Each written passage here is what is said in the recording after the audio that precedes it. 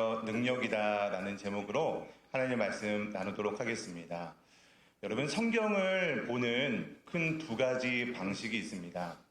하나는 이 성경 한 구절 한 구절 이렇게 자세히 보는, 어떻게 보면 숲으로 본다면 나무를 하나하나 이렇게 등산을 가면서 꽃도 보고 열매도 보고 단풍도 보고 이렇게 자세하게 보는 방식이 하나 있습니다.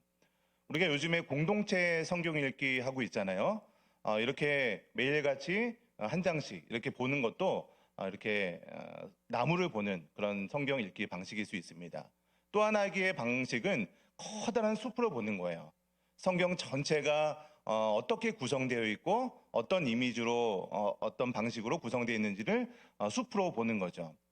그래서 성경을 이 두 가지 방식으로, 먼저 커다란 숲을 통해서 내가 지금 보고 있는 성경이 어느 위치에 있는 성경인가, 이 성경에 기록한 배경은 어떤 것인가, 이런 것들을 먼저 보고 나서 좀 자세히 나무를 보면서 그렇게 두 가지 방식을 함께 보게 되면 성경을 더 자세히 이해도가 더 높게 됩니다. 여러분, 오늘부터 제가 고린도전서 말씀을 가지고 이제 또 앞으로 계속 말씀을 나누려고 하는데, 이 고린도전서를 들어가기 전에 먼저 이렇게 성경 전체를 한번 훑어보고 이 고린도전서가 어떠한 의미가 있는 것인지 이렇게 살펴보는 가운데 고린도전서의 개관처럼 오늘 말씀을 나눴으면 좋겠습니다. 먼저 성경 전체를 보기 위해서 제가 세계 지도를 하나 준비를 해봤습니다. 화면을 좀 보여주시면요. 아마 성경 관통하신 분들은 좀 익숙한 그림일 수도 있는데 기억나실지 모르겠어요. 중간에 보시면은 검정색 네모 박스가 하나 쳐져 있거든요. 여기가 어디냐면 우리 성경이 기록된 배경이 되는 그런 중심 지역들입니다. 그래서 웬만한 성경들은요, 특별히 구약 성경이 더 많이 들어가긴 하는데 저 네모 박스에 있는 그 내용들이, 배경들이 바로 성경의 주요 배경입니다. 글씨가 잘 보이실지 모르겠지만 그 네모박스 밑에는 아프리카라고 기록이 되어 있어요. 그러니까 아프리카 대륙과, 그리고 네모박스 위쪽에 보면은 유럽 대륙과 오른쪽에 아시아 대륙이, 세 개의 큰 대륙이 이 네모박스, 성경에 기록된 이 지역을 관통하는 그런 허브와 같은 지역이 성경에 기록된 지역이에요. 여러분, 잘 안 보이실까봐 저 검정색 박스 지역을 좀 확대해서 보여드리도록 하겠습니다. 다음 그림 한번 보여주세요. 확대해도 글씨는 좀 작네요. 네, 왼쪽 제가 빨갛게 동그라미 쳐놓은 지역이 우리 성경의 이스라엘이라고 이렇게 기록된 장소입니다. 여러분, 그 이스라엘을 보시면요, 주변 지역에 비해서 그렇게 큰 나라도 아닙니다. 그리고 주변에는 항상 강대국들이 있었던 그런 지정학적 위치가 바로 이스라엘이에요. 여러분, 그래서 주변 강대국들이 자신의 영토를 확장하려면 어쩔 수 없이 이스라엘을 통과해야만 자신의 영토를 확장할 수 있었어요. 아프리카 대륙에 있는 이집트라고 되어 있는데 성경에는 애굽이죠. 애굽이 더 넓은 세계로 뻗쳐나가려면 이스라엘을 통과할 수밖에 없어요. 그리고 아수르라든지 나중에 보겠지만 그런 이제 아시아 대륙에 또 유럽 대륙에 있는 나라들이 아프리카 대륙을 들어오려면 이스라엘을 반드시 통과할 수밖에 없는 그런 위치에 있습니다. 그러다 보니까 이 이스라엘은요, 항상 주변에 공격을 받을 수밖에 없었던 그런 위치에 있었던 나라가 바로 이스라엘입니다. 이스라엘이라는 나라가 생기기 전에 성경에서 주변 강대국으로 제일 먼저 나오는 나라가 바로 애굽입니다. 우리 지금 나라로 표현하면 이집트죠. 여러분, 이스라엘 백성들은 애굽에서 400년 정도 종살이를 하다가 모세를 통해서 출애굽을 하게 되죠. 그래서 가나안 땅, 이스라엘 땅으로 들어가게 됩니다. 이스라엘 땅에 들어가서 이제 다윗 왕을 통해서 통일 왕국을 이루게 되죠. 통일 왕국이 이제 나눠지게 됩니다. 분열 왕국이라고 하죠. 이스라엘 저 작은 땅덩어리가 북과 남으로, 북이스라엘, 남유다로 나눠지게 됩니다. 그러면서 결국에는요, 다음 화면 보여주시면은 아수르 제국에 의해서 이스라엘은 멸망을 하게 돼요. 아수르가 굉장히 큰 영토를 차지했죠. 중간에 제가 또 빨간색으로 계속해서 제가 동그라미 쳐놓을 거예요. 저 지역이 이스라엘 지역이에요. 그러니까 아수르가 원래 이제 오른쪽 위에 있는 지역이 원래 아수르였는데 그 아수르가 이스라엘을 먼저는 북이스라엘이 멸망하잖아요. 그리고 남유다가 멸망을 하고 그 이후에 애굽, 이집트까지 땅을 영토를 확장한 거예요. 그때도 이스라엘 땅은요 아수르 제국의 통로가 되는 그런 지역이었습니다. 다음 사진 한번 좀 보여주시면요. 아수르 제국 이후에 큰 제국으로 있었던 그 나라가 바로 바벨론 제국입니다. 여러분 바벨론 제국도 영토를 확장하는데 바벨론은 좀 유럽 지역으로 영토를 더 확장했던 것 같습니다. 그런데도 불구하고 동그라미가 또 빨간색 동그라미가 이스라엘이죠. 이스라엘도 바벨론의 영토로 귀속되었던 거예요. 여러분 그래서 구약 성경을 보시면은 바벨론에 의해서 이스라엘 백성들이 포로로 끌려가는 것을 보게 되잖아요. 그래서 이스라엘 본국에 있었던 사람들이 바벨론 본토로 이렇게 포로로 끌려가는 그 내용이 우리 구약 성경 중간 이후에 나와 있습니다. 바벨론 이후에 있었던 제국이 다음 사진 보여주시면요. 페르시아 제국입니다. 페르시아는요, 뭐 거의 영토가 장난 아닙니다. 뭐 거의 뭐 대부분 거의 다 녹색이잖아요. 근데도 페르시아가 제국을 확장할 때도 이제는 동그라미가 좀 작아졌어요. 영토가 워낙 크다 보니까. 이스라엘 지역이 저 지역입니다. 페르시아가 유럽과 아시아와 거의 아프리카 대륙의 이집트 지역을 점령했을 때도 이스라엘은요 그 중간에 끼어 있어서 통로가 되는 그런 위치에 있었습니다. 여러분 제가 에스라, 느헤미야, 에스더 성경을 한참 이렇게 수요 예배 때 말씀을 증거했는데 이 페르시아 제국 때가 바로 그 역사적인 배경에 있었을 때입니다. 그 다음 사진 보여주시면요 그리스 제국이라고 되어 있는데 헬라 제국이라고도 합니다. 여러분 유명한 알렉산더 대왕이라고 들어보셨죠? 알렉산더 대왕이 이 헬라 제국, 그리스 제국을 저렇게 큰 영토를 차지했던 제왕입니다. 그때도 동그라미 지역이 바로 이스라엘이죠. 여러분 그런데 성경의 역사 속에서는요 페르시아 제국까지만 성경 역사의 배경이 되고요. 지금 제가 보여드리는 이 사진, 이 그리스 제국은요 성경에 기록된 배경에는 등장하지 않습니다. 이 시기가 거의 이제 구약 성경의 맨 마지막이 말라기 성경이잖아요. 말라기 이후에는요 어떠한 선지자도 어떠한 말씀으로도 꿈에도 뭐 이렇게 하나님의 말씀이 증거되지 않았던 한 시기가 있거든요. 그 시기가 암흑기라고 하는데 그 그리스 제국이 이 나라를 제패했던 그 시기가 바로 그 시기입니다. 다음 사진 보여주시면요. 그 다음으로 이 영토를 확장했던 나라가 이제 로마 제국이죠. 여러분 로마 제국에서도 오른쪽 밑에 또 빨간색으로 되게 동그라미 쳐놨죠. 거기가 이스라엘입니다. 그러니까 여러분 로마 제국이요 굉장히 큰 영토를 거의 뭐 지중해 유역으로 해서 아프리카 대륙, 유럽 대륙 뭐 이렇게 거의 다 영토를 확장했는데 그때도 이스라엘이 그 영역을 저기에 이제 중간에 다리 역할을 하는 지역이 바로 이스라엘입니다. 여러분 지금 보시면 신약 성경의 배경이 될 때가 바로 이 로마 시대잖아요. 근데 로마 시대 바로 이전 제국이 어디였죠? 그리스, 헬라 제국이었잖아요.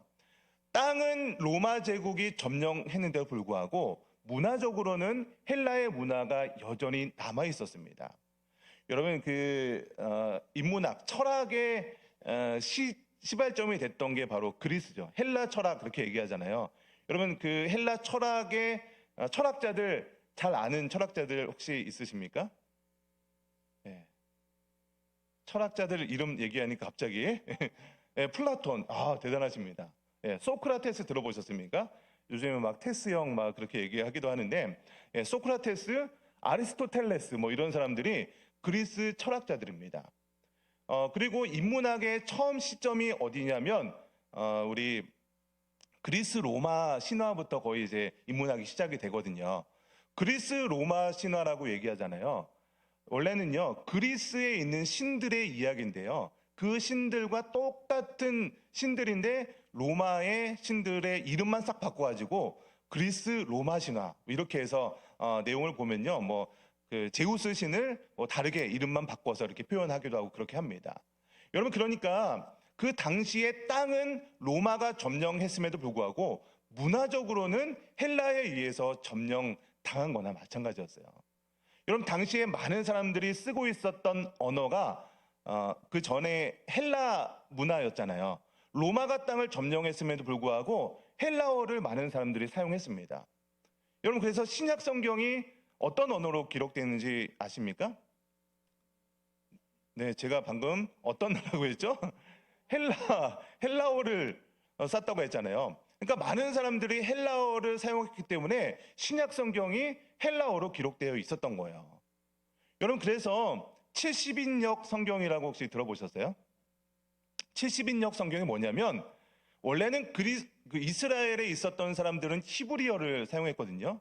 근데 히브리어를 사용했던 이스라엘 백성들이 이제 바벨론 포로로 페르시아로 이렇게 또 여러 가지 지역으로 나눠서 이렇게 가다 보니까 오랜 기간 있었잖아요. 자신의 언어를 잃어버린 거예요. 그래서 이스라엘 백성들이 헬라어를 쓰지 못하고 히브리어를 쓰지 못하고 헬라어를 사용하다 보니까 구약 성경인 히브리어를 읽지 못하는 이스라엘 백성들도 있었던 거예요. 그래서 구약 성경인 히브리어를 헬라어로 번역한 구약 성경이 바로 70인역이라고 하는 거예요. 그러니까 70인역 성경은 헬라어로 된 구약 성경이라고 보시면 됩니다. 여러분, 그래서 이 신약 성경은요, 이러한 배경 속에서 기록된 성경이 바로 헬라어다라고 이해하시면 되겠습니다. 여러분, 그런데 제가 아까 지도 몇 장을 보여드렸는데 계속해서 이스라엘은 굉장히 작은 나라였음에도 불구하고 주변 나라들에 의해서 계속 그 땅을 막 빼앗기고 그랬잖아요. 근데 여러분, 한번 질문을 드려볼게요. 하나님께서는 왜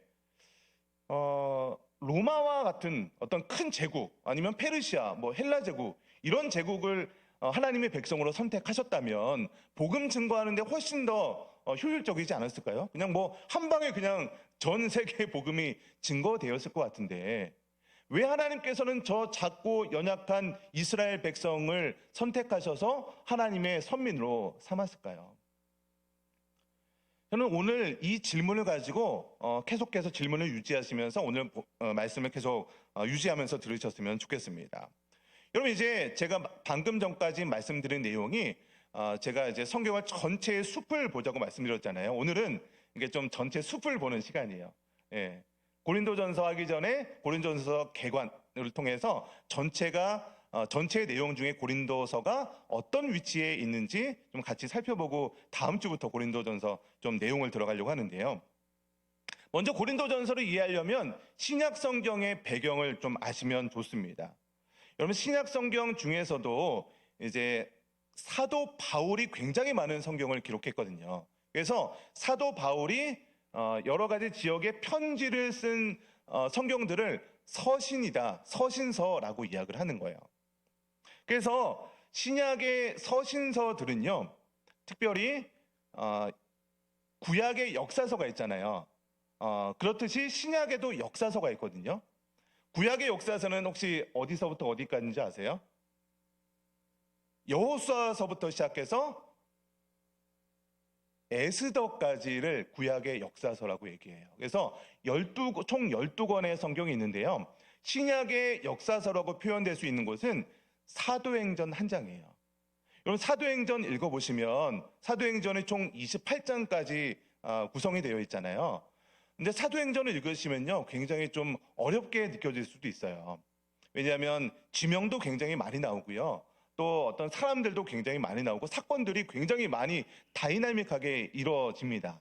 그래서 사도행전을 이렇게 좀 어렵다고 느껴질 수 있는데, 여러분, 사도 바울이 기록한 서신서들 그리고 신약 성경의 많은 부분들을 이해하시려면 구약의 역사서를 이해해야 구약 성경을 이해할 수 있듯이 신약 성경은요, 신약의 역사서라고 할 수 있는 사도행전을 이해하셔야 서신서들을 정확하게 이해하실 수가 있어요. 여러분, 그래서 이 사도행전은요, 구약 성경에 비해서 굉장히 가성비가 좋아요. 구약 성경은 여호수아서부터 시작해서 에스더까지 그게 다 구약의 역사인데 얼마나 내용이 많습니까? 근데 사도행전은 28장밖에 되지 않잖아요. 그러니까 이 28장밖에 되지 않은 이 짧은 이 사도행전을 짤막하게 제가 요약을 해서 여러분 오늘 복 받으신 겁니다. 사도행전 짧은 시간에 요약 정리 이렇게 해드리도록 하겠습니다. 여러분 그 사도행전을 이해하기 전에 신약 성경에 보시면은 구약의 이스라엘 백성들, 아까 제가 계속 동그라미 쳤던 그 이스라엘 있잖아요. 이스라엘 백성들하고 기독교인들하고 구분을 하셔야 돼요.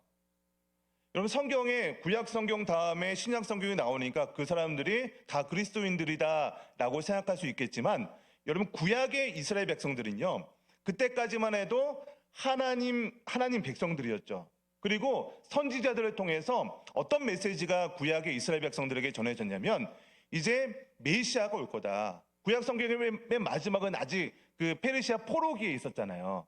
다른 나라에 의해서 점령받은 상태에 있었잖아요. 그래서 선지자들을 통해서 어떤 메시지가 전해졌냐면, 이제 곧 메시아가 오실 건데 메시아를 통해서 이스라엘이 회복될 거다, 이런 메시지가 전해졌습니다. 그래서 구약 성경의 이스라엘 백성들은 이제 메시아가 오시면, 강력한 군사력과 정치력을 가진 메시아가 오시면 우리나라 이렇게 포로로 끌려가 있는데 우리나라 다 회복시켜 줄 거고 이스라엘 통해서 전 세계가 회복될 것이다, 이런 희망과 어떤 그런 꿈을 꾸고 있었던 사람들입니다. 그러다 보니까 신약 성경에 예수님께서 오셔서 내가 너희가 기다리던 예수다라고 했는데, 예수님 어디서 태어나셨어요? 베들레헴 에브라다, 말구유에서 태어난 거예요. 이스라엘 백성들이 기다리고 있었던 메시아는 정치적으로 군사력으로 강한 그래서 이스라엘 백성들을 완전히 이제 새로운 땅으로 구원해 줄 수 있는 메시아를 기다렸는데, 여전히 나라는 아까 로마 시대에 귀속되어 있었잖아요. 여러분 그러다 보니까 구약의 이스라엘 백성들은 예수님을 메시아로 받아들이지 않았던 사람들입니다. 그래서 그 사람들은 유대인이라고 표현을 해야 되고요. 유대인 중에서도 1세기 예수님 당시, 신약 성경 당시에 유대인 중에서도 예수님이 진짜 메시아구나라고 믿는 사람들은 따로 그리스도인이라고 구분해서 이해를 하셔야 됩니다. 여러분 그래서 그리스도인을 영어로 표시하면 크리스찬, 예수님을 믿는 사람, 그리스도를 믿는 사람, 그래서 크리스찬, 그리스도인이라고 얘기하는 거예요. 그래서 여러분 지금도 이스라엘에 가면요, 정통 유대교인들이 있어요. 그 사람들은요, 유대인들에게는 신약 성경이 없습니다. 신약 성경은 예수님에 관한 기록이잖아요. 그래서 지금도 유대인들은요, 구약 성경만 그들의 경전으로 봅니다. 그래서 이스라엘 가보면요, 진짜 희한한 사람들 많이 있어요. 검정색 옷 막 중절모 쓰고 있고요. 성경에 보면, 구약 성경에 보면 막 옆머리 자르면 안 된다 막 그렇게 얘기하기도 하거든요. 그래서 남자들이 옆머리를 막 길어서 막 따기도 하고 막 그런 사람들. 그래서 그 사람들은요, 여전히 예수님을 메시아로 받아들이지 않습니다. 그래서 우리가 믿는 이 예수님의 부활과 승천과 이런 것들을 믿지 않아요. 그래서 유대인들과 우리 기독교는 완전 다른 뿌리는 같습니다. 이 구약 성경이랑 뿌리는 같지만 우리가 믿는 것과 좀 다른 예수 그리스도를 믿지 않는 거죠. 여러분 그래서 신약 성경을 보시면 처음 나오는 4개의 성경을 뭐라고 하죠, 여러분? 마태복음, 마가복음, 누가복음, 요한복음. 그래서 4개의 복음서라고 해서 사복음서라고 이야기를 해요. 여러분 그런데 희한하지 않아요? 복음서를 보다 보면요, 내용이 여기도 나오고 여기도 나오고 여기도 나오고 여기도 나오는 것 4번이나 나오는 것도 있어요. 여러분 왜 똑같은 내용을 4번이나 기록했을까요? 사람들이 많아서요? 예수님의 제자가 많아서요? 그럼 12번 기록해야죠. 네. 사복음서를 기록한 이유는요, 그 복음을 동일한 복음이지만 전하는 대상이 다르기 때문이에요. 여러분 제가 구약의 이스라엘 백성들을 뭐라고 했죠? 유대인들이라고 얘기했잖아요. 마태복음은요, 유대인들을 대상으로 전한 복음서입니다. 유대인들에게 성경은 구약 성경이었잖아요. 그래서 마태복음을 보시면은 특별히 그 유대인들이 경전이라고 믿고 있는 이 구약 성경을 계속해서 인용합니다. 너희들이 믿고 있었던 메시아가 바로 이 구약 성경을 인용하면서 그 너희들이 믿고 있었던 메시아가 바로 예수님이다. 이렇게 증거하는 복음서가 바로 마태복음이에요. 그러니까 복음서가 달라도 전달한, 그러니까 기록한 목적, 기록한 대상이 다른 거죠. 그럼 마가복음은 뭐냐? 그때 당시에는요, 유대인들이 굉장히 많았기 때문에 혈통적인 유대인들이 굉장히 좀 중요했던 시기였어요. 그래서 그러면 유대인들 말고 이방인들에게도 복음이 증거될 수 있냐? 이렇게 해서 마가복음은 특별히 이방인들을 대상으로 전한 복음서입니다. 그래서 마가복음을 보시면요, 특별히 예수 그리스도도 혈통적인 유대인이 아니라 하나님을 믿는 모든, 혈통과 상관없이 예수 그리스도를 믿는 모든 사람들이 하나님의 자녀가 될 수 있다라는 방식으로 이방인들을 대상으로 기록한 복음서가 바로 마가복음입니다. 그럼 누가복음은 뭐냐? 누가복음은요, 당시에는 통치자들이, 로마의 통치자들이 많이 있었거든요. 그래서 특별히 통치자들에게 복음을 전한 그 복음서가 바로 누가복음이에요. 그래서 누가복음 1장 제일 앞에 보면요, 이 복음서는 데오빌로 각하에게 전하는 복음이다, 이렇게 기록이 되어 있거든요. 그러다 보니까 누가복음을 보시면은 굉장히 사실적인 묘사가 굉장히 길게 기록되어 있어요. 그래서 누가복음이요, 복음서 중에서 제일 길어요. 묘사도 굉장히 사실적으로, 누가가 의사였다고 얘기하죠. 그래서 굉장히 그 성경에 있는 내용들을 사실적으로 정확하게 묘사하는 사람이 바로 누가였고요. 누가복음이 그렇게 통치자들을 대상으로 기록한 복음서가 바로 누가복음입니다. 마지막으로 요한복음은요, 당시에 그 헬라 문화가 자리 잡고 있었다고 했잖아요. 그래서 헬라 문화에 익숙한 사람들을 대상으로 전한 복음서가 바로 요한복음이에요. 여러분, 헬라 철학은 쉽게 말하면 이원론적인 철학을 갖고 있어요. 이원론이라고 하니까 굉장히 어려워 보이는데, 쉽게 말하면 위의 것과 아래 것을 구분하는 철학입니다. 그래서 위의 것은 선한 것, 진짜인 것, 실체, 그리고 아래에 있는 것, 땅에 있는 것은 그림자와 같다라고 이야기를 해요. 그래서 왜 요한복음을 보면은 말씀이 육신이 되어 이 땅 가운데 내려왔다라고 그런 방식으로 표현하잖아요. 위의 것과 아래 것. 요한복음 보시면 거의 이렇게 이원론적으로 위의 것과 아래 것, 위의 것은 선한 것, 아래 것은 뭐 이렇게 안 좋은 것, 이런 식으로, 이런 방식으로 표현합니다. 왜냐하면 헬라 문화권에 익숙한 사람들에게, 헬라 철학에 익숙한 사람들에게 복음을 전하기 위해서 기록한 성경이 바로 요한복음이기 때문입니다. 여러분, 이렇게 사복음을 통해서 이제 예루살렘의, 또 예루살렘 지역에 많은 사람들이 복음을 받아들이기 시작했어요. 그래서 예루살렘 교회의 중심으로 굉장히 폭발적으로 교회가 성장을 하게 됩니다. 그럼 이때부터 이제 사도행전의 역사가 시작하는 거예요. 지금부터 잘 들어보세요. 사도행전 딱 요약 정리해드리겠습니다. 여러분, 그때 이제 베드로가 막 복음을 전하면 3,000명씩 회개하고 막 그런 일들이 일어나는 거예요. 마가의 다락방에서 성령 강림하시잖아요. 그러면서 엄청난 부흥이 그때 일어납니다. 여러분, 그런데 그때 그리스도인들, 예수님을 믿는 그리스도인들을 박해했던 사람들이 누구냐면, 로마가 처음부터 그리스도인들을 박해했던 것이 아니에요. 누가 그리스도인들을 박해했냐면 유대인들이. 예수님을 메시아로 인정하지 않기 때문에 이 사람들이 이상한 거를 가르친다.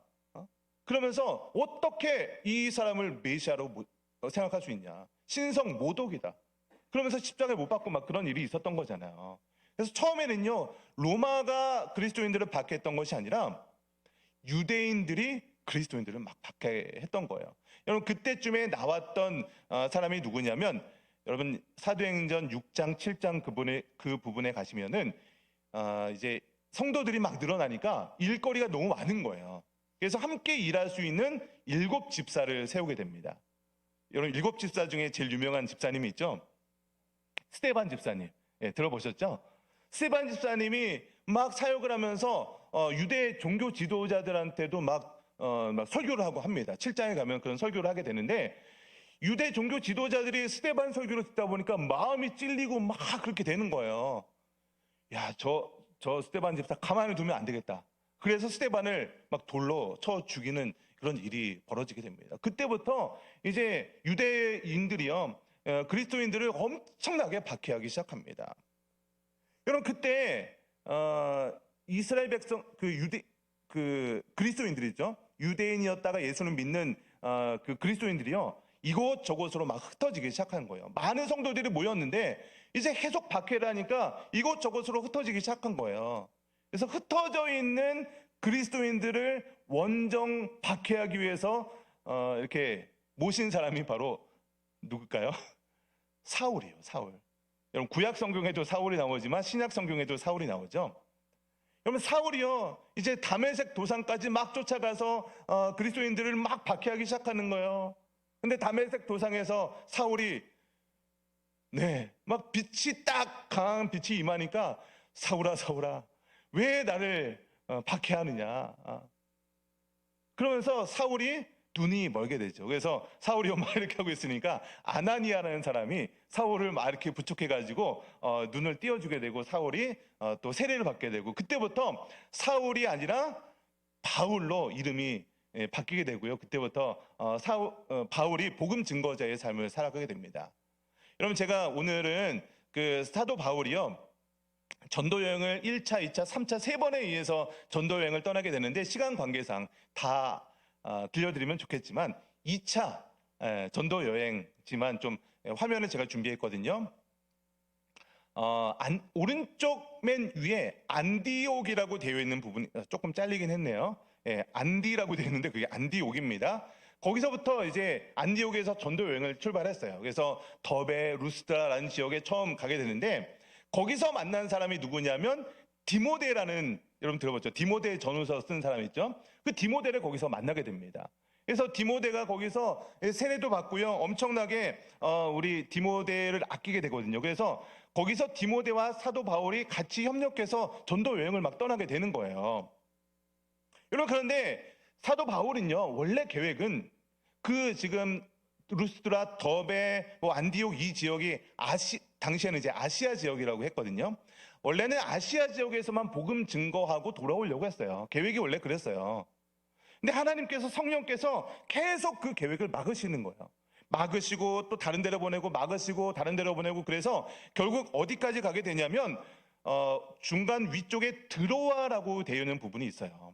그 지역까지 가게 되고요. 결국엔요, 그 지역에서 이제 점프를 하게 되면은 빌립보, 데살로니가, 베레아라고 되어 있는 그 지역이 마게도냐 지역이라고 해요. 그 전체 지역을 마게도니아, 마케도니아 이렇게 하기도 하는데, 그 마게도냐 지역까지 복음이, 그러니까 유럽 지역이죠. 여기는 아직 바다를 건너기 전까지는 아시아 지역이었는데, 이제 하나님께서 원래 사도 바울의 계획인 이 아시아 지역의 복음 전도를 막으시면서까지 유럽의 복음을 증거하기 원하셨던 거예요. 그래서 이제 빌립보로 딱 들어가게 돼서 그 마게도니아의 첫 성읍이 바로 빌립보 성인 거죠.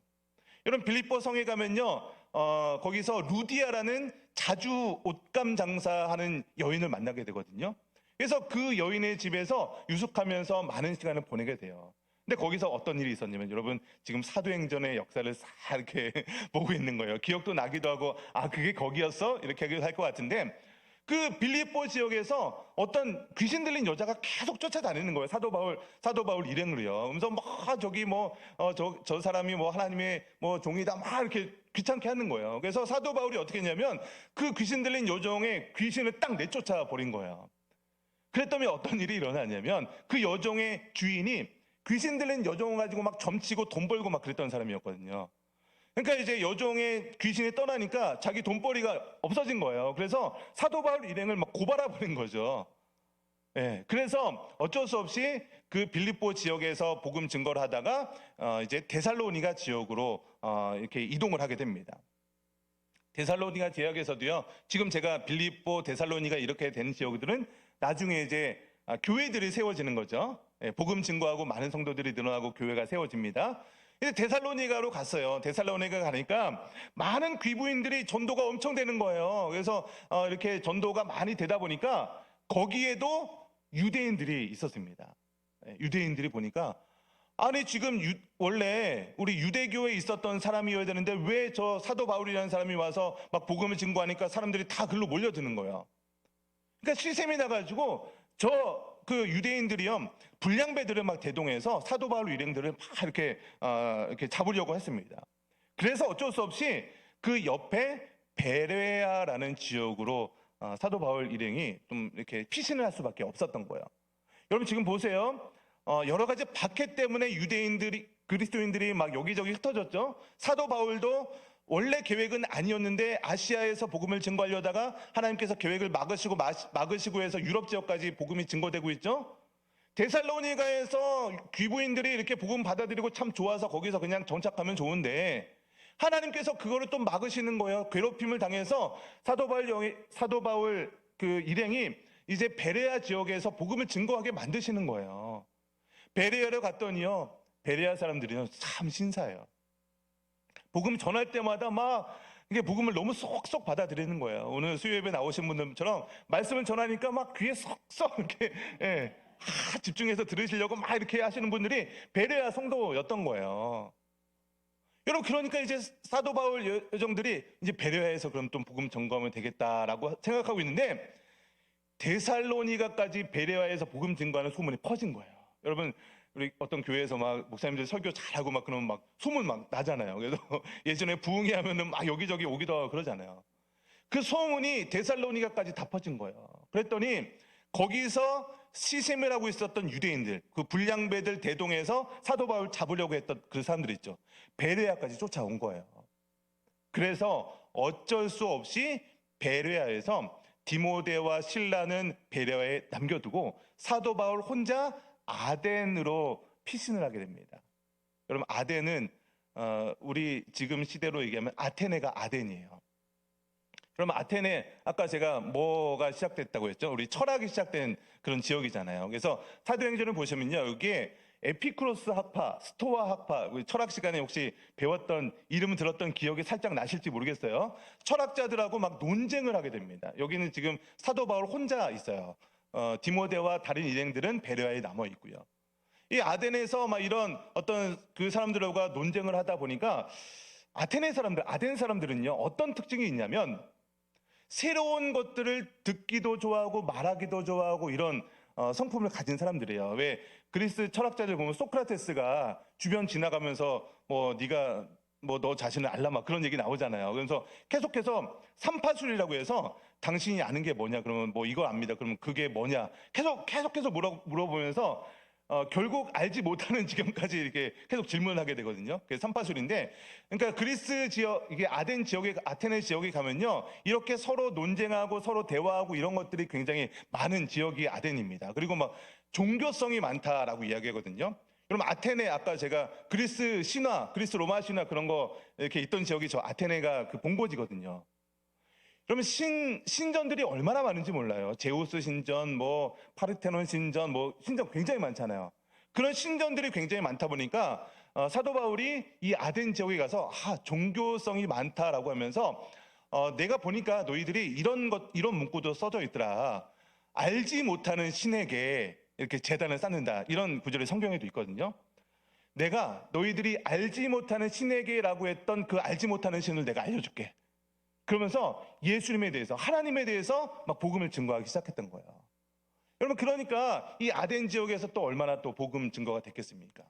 그러다가 이제 이동하는 곳이 바로 제가 오늘 보려고 하는 고린도 지역입니다.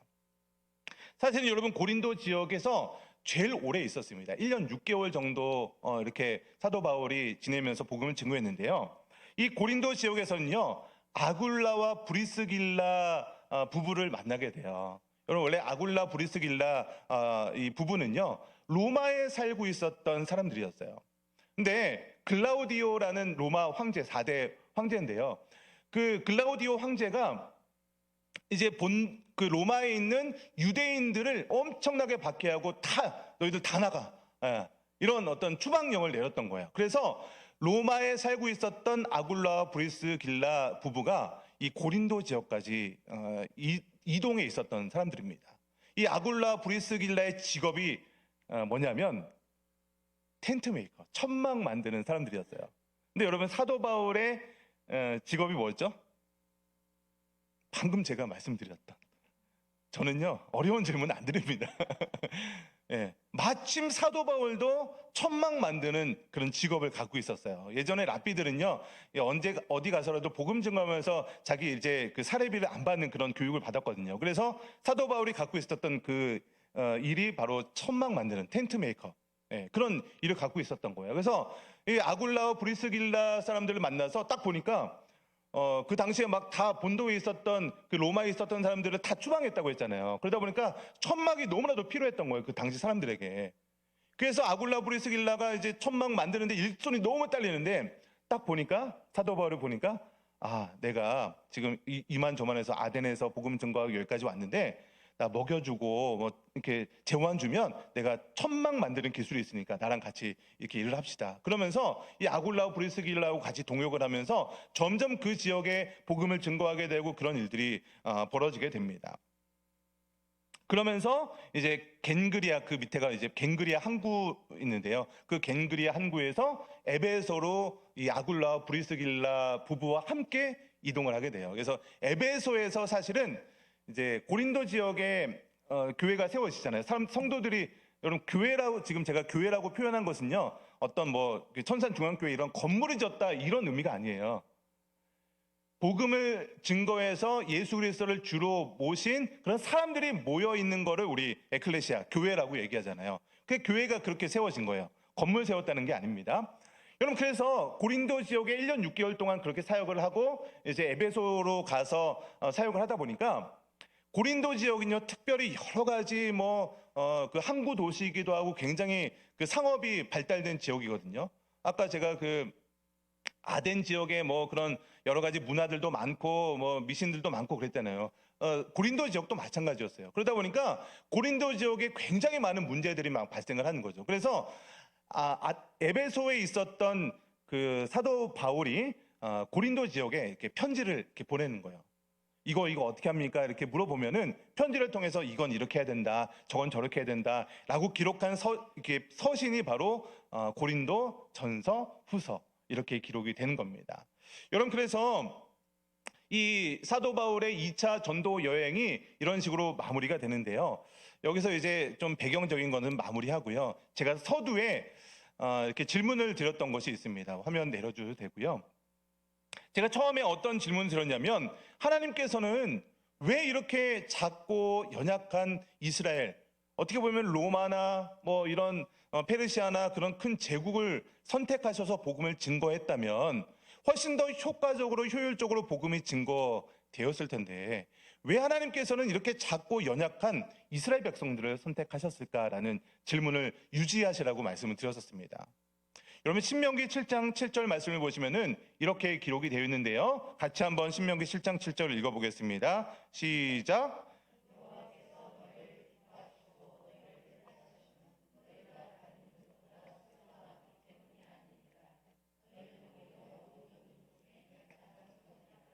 하나님께서 이스라엘 백성들을 왜 선택했다고요?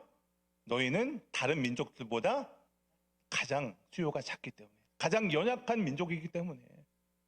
우리 인간적인 생각은 어떻습니까?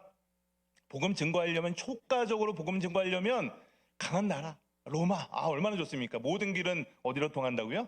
로마로 통하잖아요. 복음 증거하면 얼마나 빠르겠어요. 그 대로를 통해서 복음 증거되면 얼마나 좋겠어요. 그 힘센 무력을 가지고, 돈을 가지고, 물질을 가지고 복음 증거하면 얼마나 좋겠어요. 근데 하나님께서 선택하신 방법은 작고 연약한 이스라엘을 선택하셔서 그를 통해서 복음 증거되면 이것은 인간이 한 게 아니야, 로마 제국이 전한 복음이 아니야, 하나님께서 하셨다라는 것을 증명하기 위해서 작고 작은 이스라엘 백성들을 선택했다라고 이야기를 합니다. 여러분 오늘 고린도전서 본문에도 동일한 비슷한 내용이 기록되어 있는 거죠. 고린도전서 1장 21절 말씀 같이 한번 읽어보겠습니다. 시작. 하나님의 지혜에 있어서는 자기 지혜로 하나님을 알지 못함으로 하나님께서 전도에 미련한 것으로 믿는 자들을 구원하시기를 기뻐하셨도다. 여러분 세상은요 능력 있고 스펙 있고 얼굴 잘생기고 머리숱도 많고 그런 사람들이 복음 증거하면 얼마나 좋겠어요. 근데 왜 저를 선택하셨을까? 예, 잘생긴 막 장동건 같이 생기고 막 원빈 그런 사람이 증거하면 막 여자들이 뿅뿅 가고, 야, 복음 증거 엄청 잘 되겠죠. 성도들이 모이겠죠. 근데 예, 저 같은 사람이 복음 증거하면요, 하나님만 바라보고 말씀의 능력이 있어야, 아, 김 목사가 전했는데 복음이 전해졌다, 그럼 하나님이 능력이 있다, 이렇게 받아들일 거 아니겠어요. 여러분, 이런 거라는 거예요. 세상은요, 스펙 좋고 능력 있는 사람을 사용해서 복음 증거자로서 쓰임 받아야 될 거라고 생각합니다. 그 사람들이 전하면 굉장히 복음이 세련돼 보이고 뭔가 있어 보이고 그렇게 보일 수 있겠죠. 여러분, 그런데 그 능력 있고 세련되고 스마트하고 그런 사람들의 결론을 보니까 결국에는 자기 자랑하더라고요. 자기 세력을 만들고요, 자기가 했다라고 자기 자랑을 하는 것을 보게 된다는 겁니다. 여러분, 이들에게 복음을 전하면 오늘 우리 18절 말씀을 보시면 십자가의 도를 미련한 것이다 라고 생각한다는 거예요. 복음을 막 증거합니다. 예수 믿으세요, 막 이런 복음을 증거했더니, 아, 내가 당신 말 들어보니까 참 좋은 말씀이네요. 네, 좋은 말씀이니까 잘 믿으세요. 네, 이렇게 좋은 말씀이지만 나랑 상관없는 말씀이다라고 그냥 보내버린다는 거예요. 그들은요, 자기 스스로의 능력을 믿습니다. 예수 믿는 것을 손해보는 거라고 생각한다는 거예요. 그러나 그들은요, 자기가 잘났다고 생각하는 사람들, 능력 있다고 생각하는 사람들은요, 진짜 능력이 뭔지 모르는 거죠.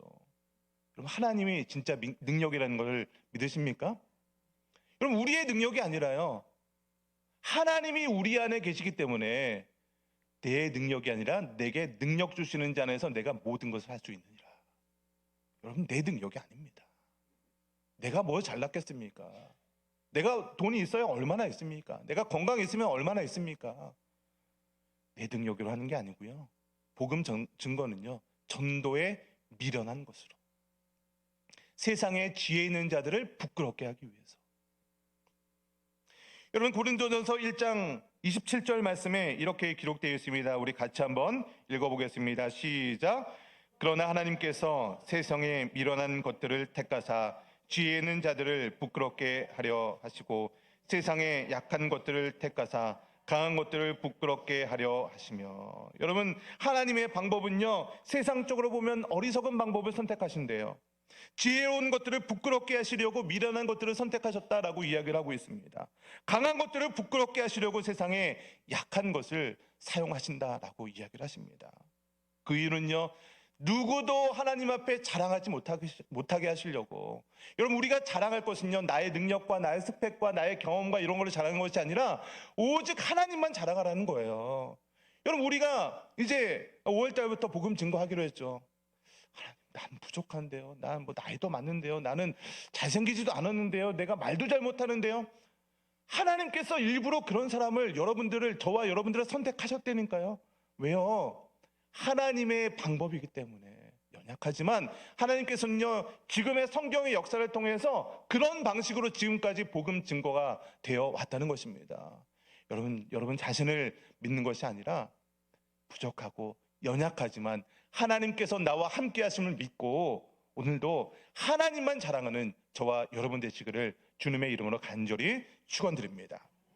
우리 잠시 좀 우리 말씀을 생각하면서 기도했으면 좋겠습니다. 우리 주일날 오후 예배 때도 우리 노방 전도를 위해서 잠시 기도했는데요.